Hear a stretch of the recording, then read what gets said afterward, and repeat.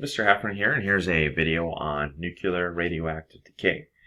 So in this course in high school we look at four types of radiation. There's neutron radiation, there's beta radiation, alpha radiation, and gamma radiation. Okay, so for the four types of radiation that we look at, alpha radiation is just a helium ion. So the helium atom has become so excited that the electrons have been ripped off it, so now it's plasma state. And so the helium atom just flies through space on its own without any electrons. So it's got a charge of positive 2e because it's got 2 protons and 2 neutrons. And it doesn't take much to stop an alpha particle. Okay, then we got beta. So there are actually two kinds of beta. There's the positron and electron. Just looking at electron right now. So electrons usually, because they've been ripped off the atoms of the helium atoms, they're flying on their own as well. And they used to be made in something called a cathode ray. So beta radiation is also known as cathode rays sometimes, or electrons or positrons. Then you got your photons or gamma rays. Doesn't have to be in the gamma range exactly, but we still call it gamma rays. It could be just like an X-ray, and it could be an infrared light. It could be red, orange, yellow, green, blue, violet, whatever. But it's an electromagnetic wave, so it's got a fluctuating positive, negative, a fluctuating north-south, and this bundle of energy, this quanta, is just called a photon. And of course we got neutron radiation. When neutrons run into things, they actually turn the substance into a radioactive substance. Okay, so here's the different kinds. So we got alpha decay. This is where it releases an alpha particle. So what happens is a parent atom will undergo some natural radioactive decay and turn into a daughter atom and also a helium atom. We have nuclear fission. In this case, a high-speed neutron runs into an unstable nucleus, splits it in half, and then the two nuclei are formed, and we get some free neutrons which may cause further fissions.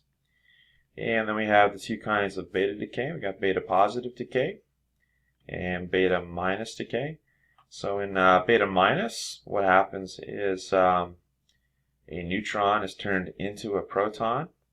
That releases an antineutrino and an electron, or a beta minus particle. For beta positive, the opposite, a proton turns into a neutron, and when that happens, it releases a neutrino and also a positron, which is an anti-electron. So let's take a look at alpha decay in more detail. So in this case here, a larger parent atom splits into two smaller daughter atoms in a helium nucleus. So here's the equation. You got your parent, X, becomes helium, or alpha, which is a 4-2. And so to find out what the daughter atom is, it's pretty easy. You have the law of conservation of mass and energy. So you just take the Z, subtract 2, and you get the number of protons. You take the atomic number, subtract 4, and you get the total number of protons and neutrons. So for example, polonium-214 is very radioactive. It's been used by some people to poison other people, unfortunately. It turns the whole body into a radioactive body. So we got 100 grams of the sample. It's got a half-life of 0.1643 seconds, and it undergoes alpha decay. What does it become? So we got the polonium-214. So we're going to subtract 4 from the atomic number, which is 210. Subtract 2 from the 84 protons, and so we're going to have 82 protons. When we look that up, that's lead. So that's lead-210. Okay, sorry, lead-210. The typo there. So now I'll take a look at plutonium-239. So plutonium-239 has a half-life of 24,100 years, and it undergoes alpha decay. What does it turn into? So plutonium-239, which is used for nuclear weapons, loses 2 protons, becomes uranium-92, and it loses 4 protons and neutrons, so 235 becomes weapons-grade uranium-235. So that's funny, weapons-grade plutonium becomes weapons-grade uranium. Okay, beta decay. So beta decay is a little more complicated. So the parent atom turns into a daughter atom, and there's a beta particle, electron or a positron. As well, there's also a neutrino or an antineutrino. Okay. So the parent atom turns into the daughter. So we're either going to transform a proton into a neutron, or a neutron into a proton, depending which one we do. So for example, let's do a beta minus decay right here. So we have 100 nanograms of carbon-14, which is used for carbon dating to find out how long ago something died, like a tree or a saber-tooth tiger. It's got a half-life of 5,730 annum, or years, and it undergoes beta minus decay. So we got the carbon-14.